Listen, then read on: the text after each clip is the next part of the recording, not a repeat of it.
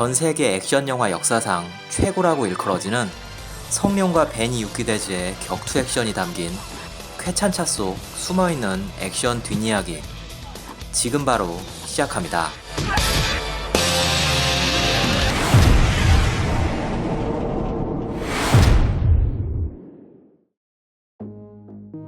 영화 쾌찬차는 제작사 골든 하베스트가 작정하고 흥행을 시키려는 의도로 최고의 스타인 성룡과 최고의 감독이자 무술감독인 홍금보, 그리고 원표까지 골든 트리오를 기용하여 당시 홍콩 제작 환경에서는 드물게 스페인 올로케이션이라는 파격적인 지원을 하며 기획 단계에서부터 총력을 다한 작품이라고 전해집니다.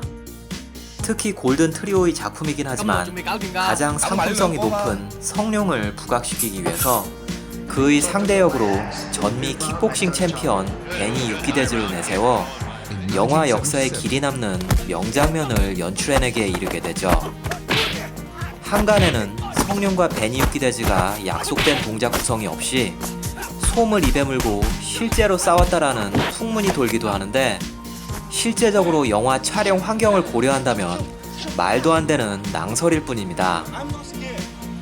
약속된 상황 없이 실제로 싸우면서 이렇게 카메라 구도와 움직임에 정확히 맞아떨어지는 리드미컬한 움직임은 사실상 불가능한 일이며, 만에 하나 실제로 싸웠다고 해도 이렇게 주먹을 피고 내지르는 것은 상대방이 피하지 못했을 경우 본인의 손가락이 부러지던지 아니면 상대방의 얼굴에 심각한 상처를 내겠다는 의도가 될 텐데, 작정하고 영화 촬영을 중단시키겠다는 악감정을 가진 것이 아닌 이상해야 상식적으로 있을 수가 없는 일이 되겠죠.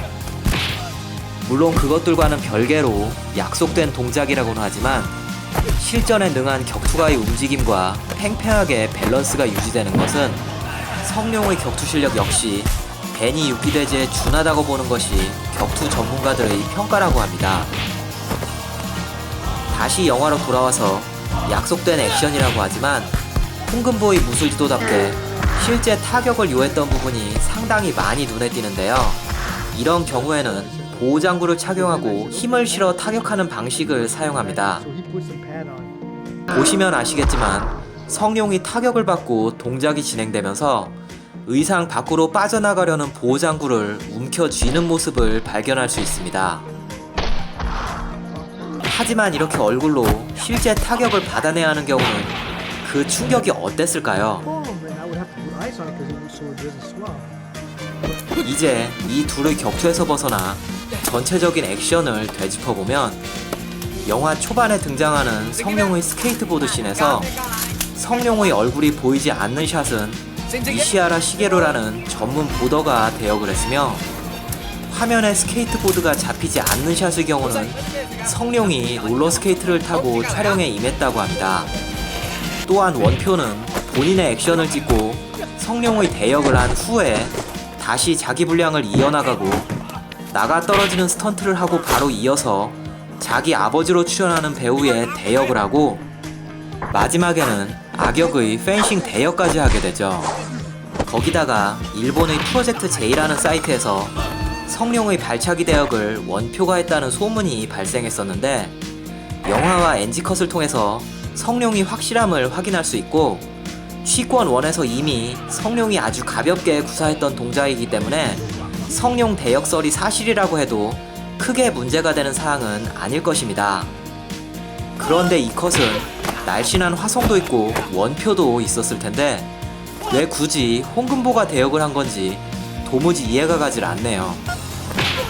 그리고 이 장면은 이 둘의 체조기술 실력 차이를 보여주고 있는데요.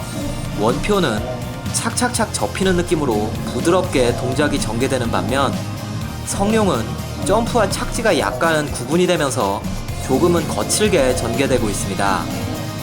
이런 이유로 성룡이 충분히 가능한 아크로바틱 동작임에도 훨씬 부드럽게 표현된 대역의 동작이 간혹 영화에 사용되는 것임을 추정할 수 있습니다. 특히 이 공중 2회전 동작은 성가반 이건생이 대역을 했다고 전해지는데요. 보시다시피 굉장히 고난이도의 동작이기도 하거니와 부득이한 상황에서 성룡의 대역으로 투입되어야 하는데 혹시 모를 부상으로 인해 촬영에 지장을 주게 될까봐 성룡의 부상보다 더 크게 걱정하면서 촬영을 진행했다고 합니다. 또한 당장 격투신에서 성룡이 상대역의 목을 실제 타격하는 것을 확인할 수 있는데 이는 아마 성룡이 실수한 것으로 보여집니다. 이런 구도에서 실제 타격으로 연출하려 했다면 보호장구를 착용하고 배를 타격하는 것이 안전상의 이유로 적합할 것이며 아무리 홍금보라 해도 위험 부위인 목을 발차기로 실제 타격하라는 지시는 하지 않았을 것 같습니다만 영화 중후반 성룡 역시 훨씬 더 강하게 실제 타격당하는 걸 보면 홍금보의 연출 의도였을 것 같아 보이기도 합니다.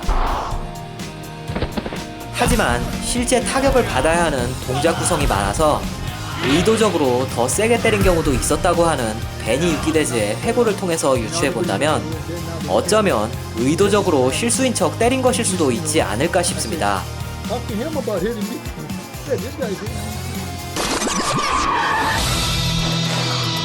어쨌든 여러가지 비하인드 스토리와 소문을 뒤로하고서 1984년 개봉 후 35년이 지난 지금 봐도 재미있는 영화 쾌찬차의 액션 뒷이야기였고요. 그럼 지금까지 박성룡이었습니다.